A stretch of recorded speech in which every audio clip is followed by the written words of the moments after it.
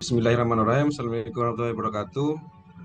Perkenalkan, kami dari kelompok 2. Kami ingin melakukan presentasi berkaitan dengan judul Critical Legal Students oleh nama 1. Adiatma Nugroho, NIM 231062245. Saya sendiri Arasid dengan yang terakhir Pak Eko. Selanjutnya di pendahuluan. Nah, jadi critical legal student ini adalah sebuah pemikiran hukum yang menolak dan tidak puas terhadap aliran pemikiran hukum liberal, yakni teori-teori hukum yang mempunyai tradisi memisahkan hukum dan politik dan seolah-olah hukum netral dari proses politik. Asumsi tersebut adalah ada karena pada kenyataan hukum bekerja bukan di ruang hampa, tetapi dalam sebuah realitas yang tidak netral dan subjektif. Banyak ahli hukum memandang masalah utamanya adalah pada formalisme hukum yang tidak kunjung memberikan keadilan bagi masyarakat pencari keadilan, sehingga tercetuslah gagasan-gagasan atau ide untuk membuat sebuah gerakan pemikiran baru untuk mengkonter kondisi tersebut. Nah, artinya jadi pemikiran-pemikiran dari critical legal student ini dia menolak berkaitan dengan hukum-hukum yang berlaku atau yang berkembang dalam masyarakat. Selanjutnya, nah, jadi bagaimana untuk mengkonter permasalahan formalitas hukum yang tidak memberikan keadilan? Pada tahun 1977 diadakan sebuah pertemuan kecil di Madison, Amerika Serikat. Pertemuan ini diberi nama Konferensi on Critical Legal Student. Tokoh-tokoh di Bali yang hadir dalam pertemuan ini yang pertama Duquesne Kennedy, terus yang selanjutnya Kelman, terus yang selanjutnya Morton Horvitz, dan yang terakhir Roberto N. Inger. Nah, jadi ini tokoh-tokoh yang mencetus berkait dengan penolakan peraturan-peraturan yang bertumbuh dan berkembang. Nah, selanjutnya, aliran ini menentang liberalisme yang melekat kuat dalam studi hukum atau jurisprudensi di Amerika dan meragukan konsep negara hukum, rule of law. Rule of law menurut aliran ini hanyalah fiksi belaka, tidak pernah menjadi kenyataan, karena hukum dianggap tidak akan pernah netral, tidak lepas dari kepentingan politik, dan hukum modern yang liberal. Artinya, hukum adalah yang berkembang dan hidup tengah-tengah masa adalah produknya politik. Nah, artinya, dalam perkembangannya itu pasti adanya hal-hal yang menguntungkan orang-orang yang dalam politik itu tersebut. Nah, selanjutnya, apa yang melatar belakangi lahirnya critical legal student ini? Anggapan bahwa hukum gagal dan memainkan peran untuk menjawab permasalahan yang ada. CLS menolak perbedaan antara teori dan praktik, sekaligus menolak perbedaan antara fakta dan nilai yang merupakan karakteristik paham liberal. Dan demikian aliran ini menolak kemungkinan teori murni, tetapi lebih menekankan pada teori yang memiliki daya pengaruh terhadap transformasi sosial yang praktis. Nah, artinya jadi teori ini dia lebih condong melihat perkembangan yang terjadi di sekitar masyarakat itu sendiri. Selanjutnya, nah, selanjutnya bagaimana dengan teori hukum? Dikenal dengan istilah lain, teori hukum, teori of law dalam bahasa Inggris, atau REC, teori hukum dalam bahasa Belanda. Burgeli mengartikan teori hukum adalah suatu keseluruhan pernyataan yang saling berkaitan berkenaan dengan sistem konseptual, aturan-aturan hukum dan peraturan-peraturan hukum, dan sistem tersebut untuk sebagian penting untuk dipositifkan. Artinya dia merancang dan membuat peraturan-peraturan itu harus ada unsur-unsur yang terpenuhi, itu menurutnya Burgeli. Selanjutnya, selanjutnya dalam pembahasan ini akan dipaparkan oleh Pak Eko sendiri. Untuk waktu dan tempatnya dipersilakan Pak Eko.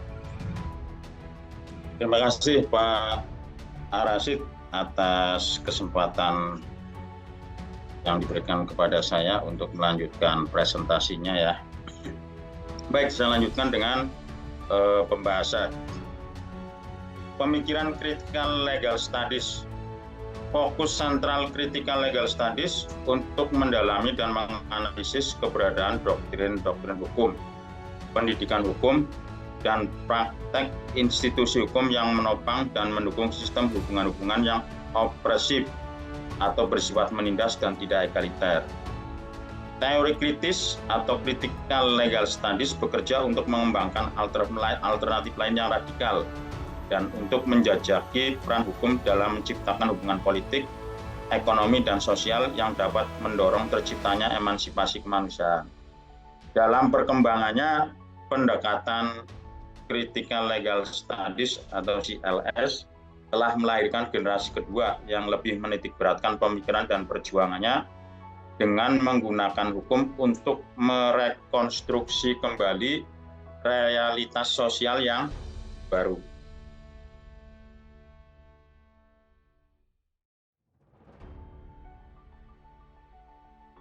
Saya lanjutkan karakteristik umum aliran critical legal studies. Yang pertama, mengkritik hukum yang berlaku yang nyatanya memihak ke politik dan sama sekali tidak netral. Jadi CLS itu mengkritik hukum yang memihak kepada politik dan tidak netral. Yang kedua, mengkritik hukum yang syarat dan dominan dengan ideologi tertentu.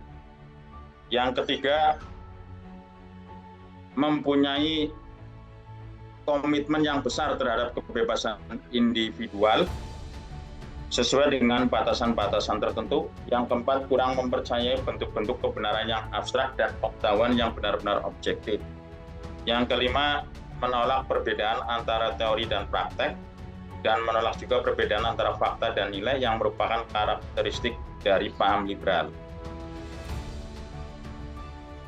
Itu terkait dengan inti dari kritik CLS ya. Lalu bagaimana dengan teori hukum? Untuk mencapai tujuannya, teori hukum mempergunakan metode interdisipliner dengan memanfaatkan faktor-faktor non-yuridis yang terdapat dalam masyarakat yang bersangkutan.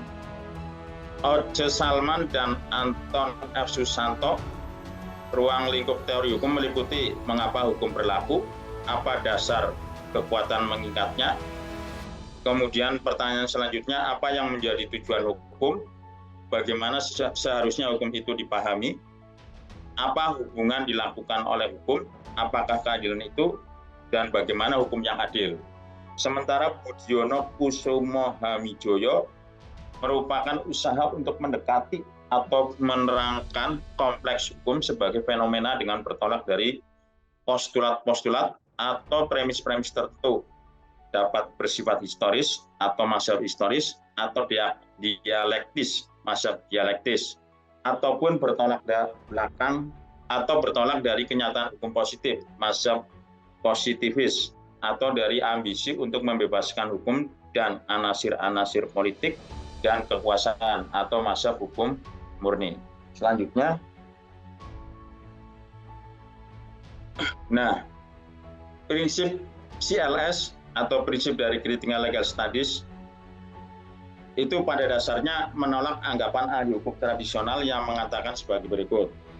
Hukum itu objektif, artinya kenyataannya adalah tempat berbijaknya hukum.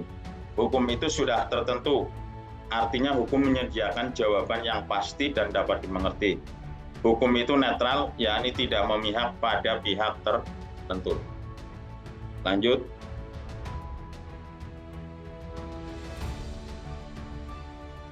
Para penganut ajaran CLS mengajukan pandangannya bahwa hukum mencari legitimasi yang salah, mencari legitimasi dengan jalan mistifikasi, menggunakan prosedur hukum yang berbelit, bahasa yang susah dimengerti, merupakan alat pemikat sehingga pihak yang ditekan oleh yang punya kuasa cepat percaya bahwa hukum adalah netral. Kemudian pandangan yang kedua, hukum dibelenggu oleh kontradiksi-kontradiksi. Kesimpulan hukum yang telah dibuat selalu terdapat sisi sebaliknya, sehingga kesimpulan hukum tersebut hanya merupakan pengakuan terhadap pihak kekuasaan. Pandangan yang ketiga, tidak ada yang namanya prinsip-prinsip dasar dalam hukum. Prinsip yang mendasari setiap hukum adalah pemikiran yang rasional. Pemikiran rasional itu merupakan ciptaan masyarakat juga, yang merupakan pengakuan terhadap kekuasaan. Pandangan yang keempat, hukum tidak netral. Mereka percaya hukum tidak netral, dan hakim hanya berpura-pura atau percaya secara naif bahwa dia mengambil putusan yang netral, dan tidak memihak dengan mendasari putusannya pada undang-undang, jurisprudensi, atau prinsip-prinsip keadilan. Nah ini ya, makanya sering terjadi para pihak tidak puas dengan putusan hakim. Selanjutnya,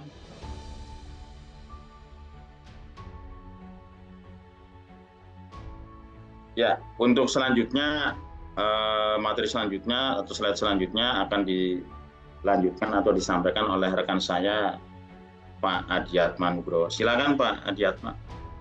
Baik, saya akan melanjutkan. Terima kasih Pak Eko atas pemaparannya. Kritik terhadap teori hukum.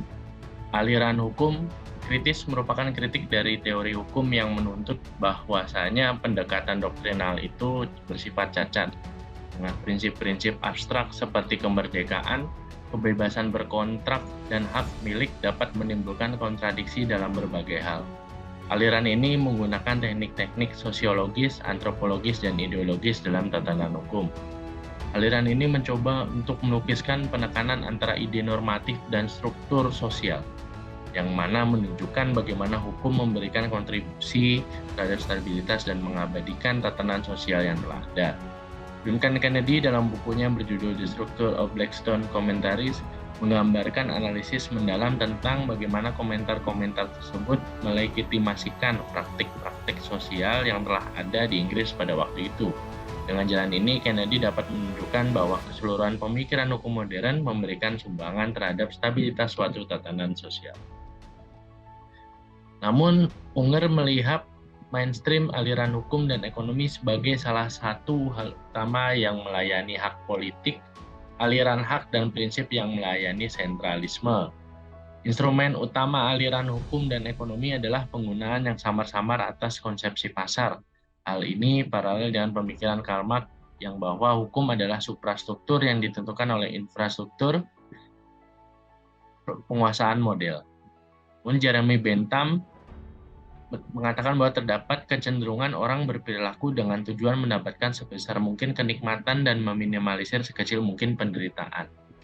Lalu teori Bentham ini dikembangkan oleh Richard Posner, yaitu seorang hakim di Amerika yang mengukuhkan 3 hal fundamental dalam analisis ekonomi, yaitu teori Bentham yang dikembangkan oleh Richard Posner, bahwa yang pertama terdapat hubungan antara harga yang ditetapkan dengan jumlah permintaan. Lalu para konsumen, demikian pula para kriminal akan diasumsikan untuk mencoba untuk memaksimalkan nilai gunanya, yaitu kebahagiaan, kenikmatan, dan kepuasan. Dan yang terakhir adalah bahwa sumber daya itu cenderung untuk menarik kegunaan yang paling bernilai jika pertukaran sukarela dan pasar mengizinkannya.